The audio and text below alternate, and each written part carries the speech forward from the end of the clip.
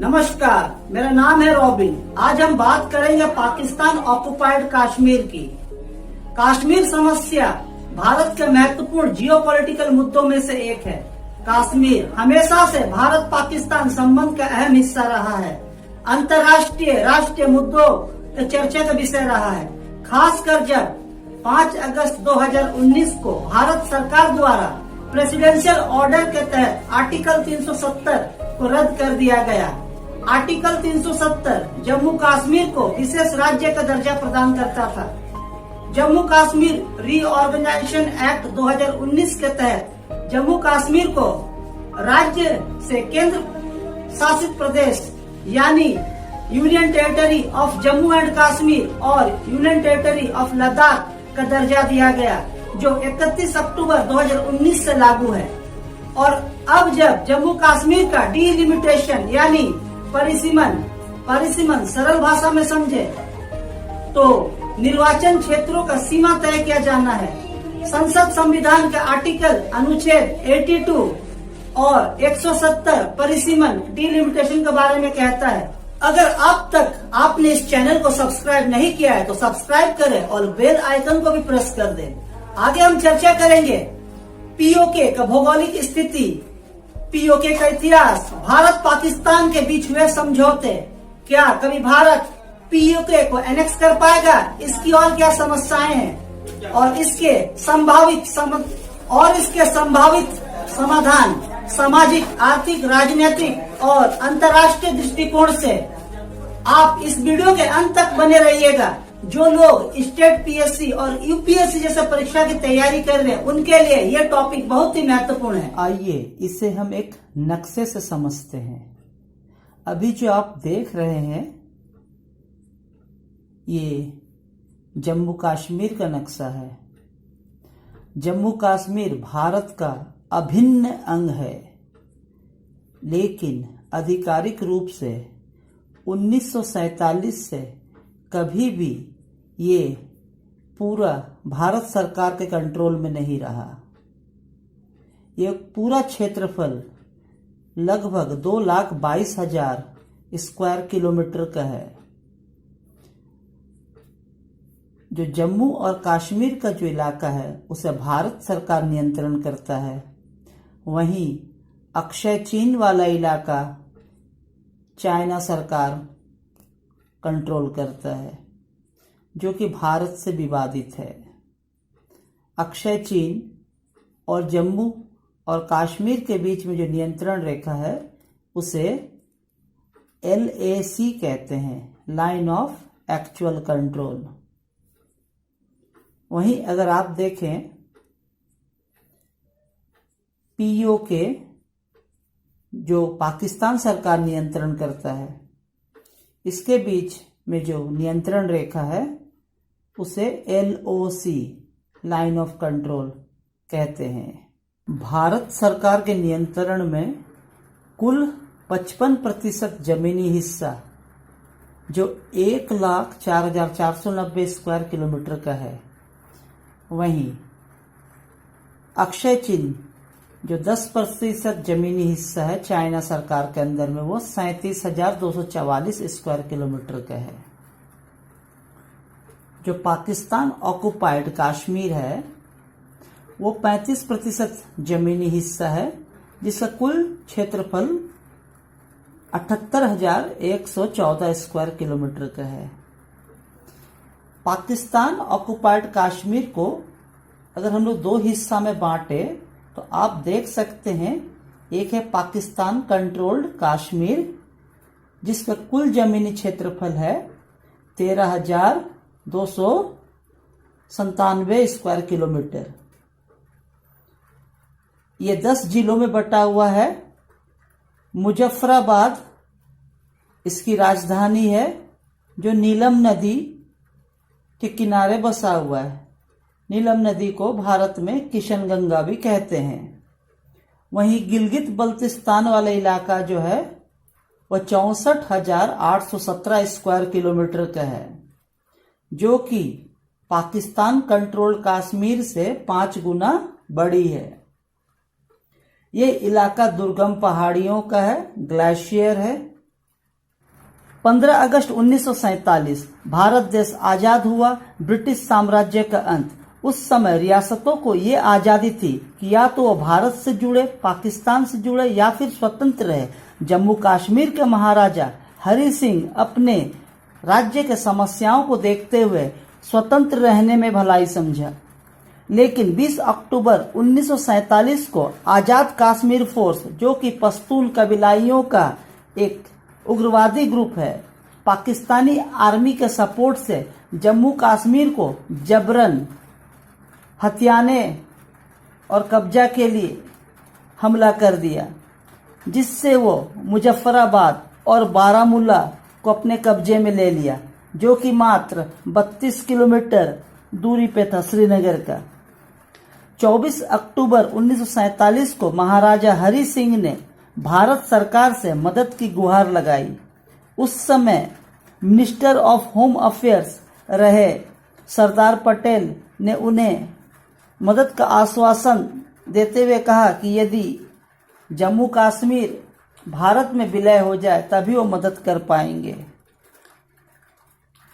अक्टूबर 26, 1947 को महाराजा हरि सिंह ने instrument of assertion पे सिग्नेचर कर दिया, जिससे जम्मू कश्मीर का डिफेंस, एक्सटर्नल अफेयर्स और कम्युनिकेशन पे भारत सरकार का अधिकार हुआ। और भारत सरकार ने फिर अपने मिलिट्री ट्रूप्स को भेजे ताकि घुसपैठियों को भगाया जाए, और इस तरह से भारत पाकिस्तान का पहला युद्ध 1947 में शुरू हुआ, जो कि जम्मू कश्मीर के सरजमी पर लड़ा जा रहा था। 1 जनवरी 1948 प्रधानमंत्री पंडित जवाहरलाल नेहरू ने जम्मू कश्मीर के मुद्दे को यूनाइटेड नेशन सिक्योरिटी काउंसिल के संज्ञान में लाया। यूएन चार्टर एक्ट आर्टिकल 35 में ये लिखा है कि कोई भी मेंबर नेशन ऐसे मुद्दे को यूएन के संज्ञान में ला सकता है जो कि अंतर्राष्ट्रीय शांति को भंग करता हो।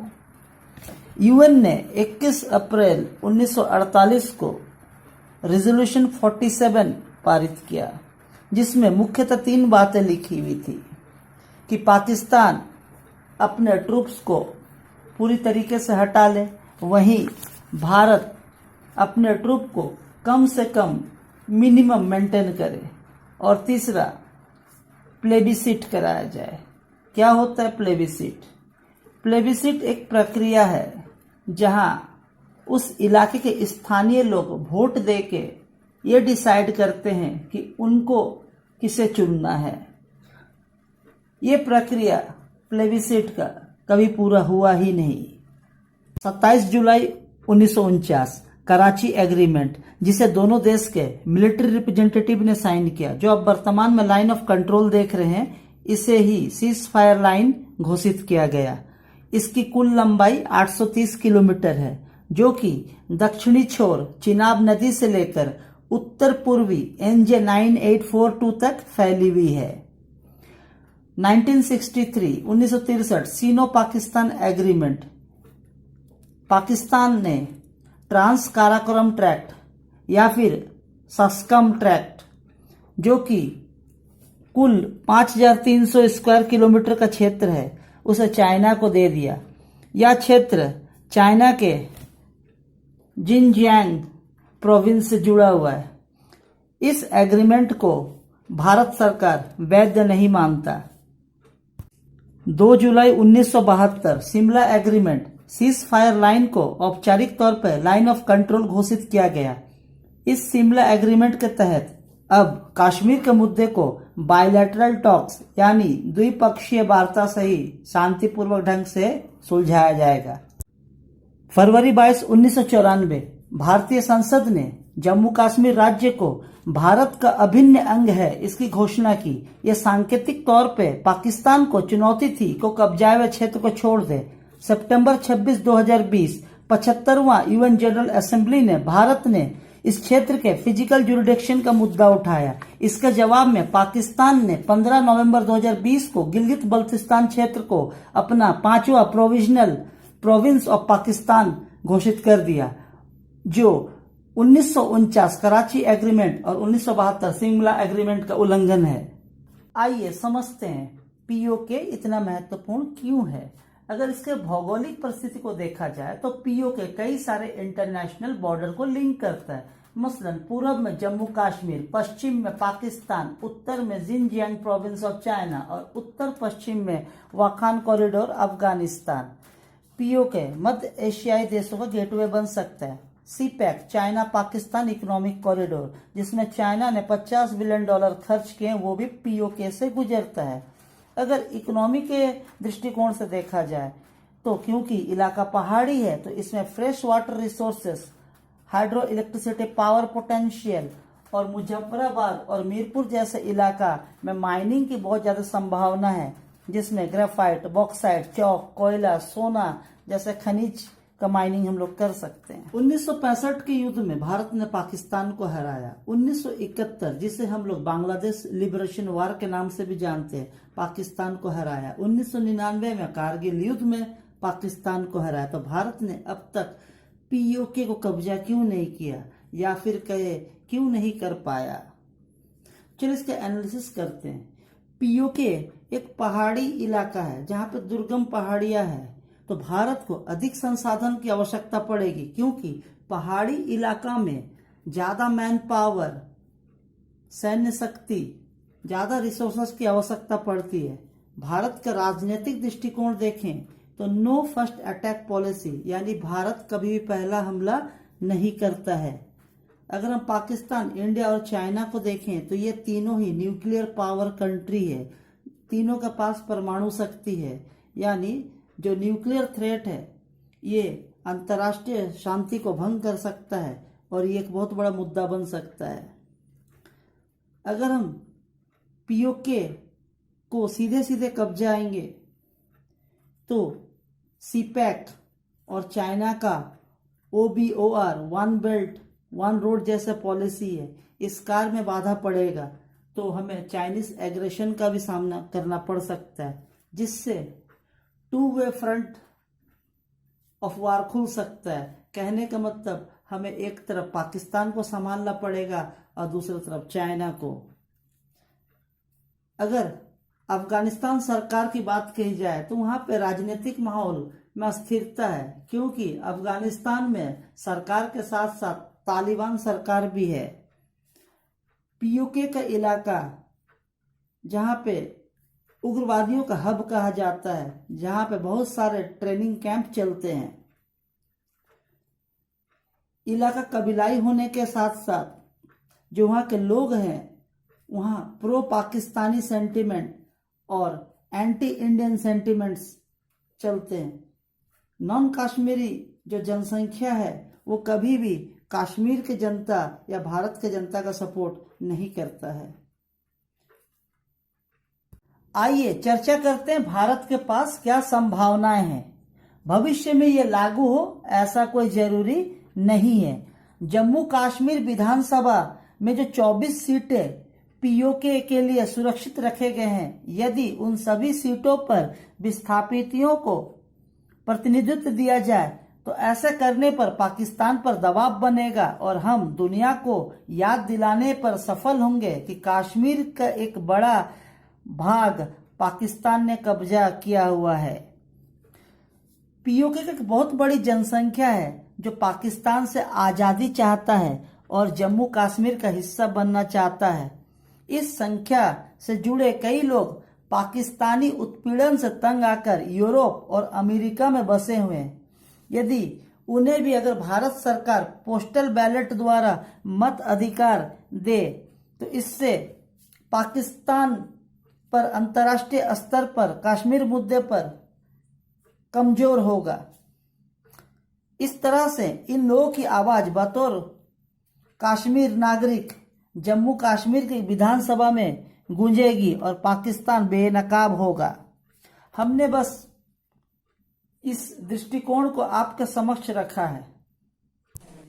इस वीडियो में मैंने आपसे सभी मुद्दों पर चर्चा किया है और इस विषय पर आपका एक दृष्टिकोण बनाने का प्रयास किया है। अगर आपके पास भी कोई सुझाव है तो आप कमेंट करें। वीडियो पसंद आए तो सब्सक्राइब करें, चैनल को लाइक करें और शेयर करें। जय हिंद, जय भारत।